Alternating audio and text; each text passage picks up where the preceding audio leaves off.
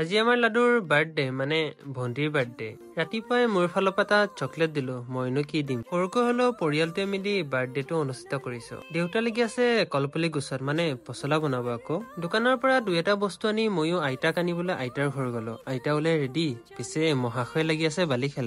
ঘৰ আহি দেখো দেউতা আৰু খুৰা লাগি আছে ৰন্ধা বঢ়া কামত। সেই সময়তে ভিতৰলৈ গৈ দেখো যে বৰমাহঁতো আহিছে। বৰমাহঁতে চাহ একাপ খাইছে। বাৰ্থডে গাল হলেও আজি কাম কৰিবই লাগিব, মানে বাচন ধুবলৈ লগাই দিছো।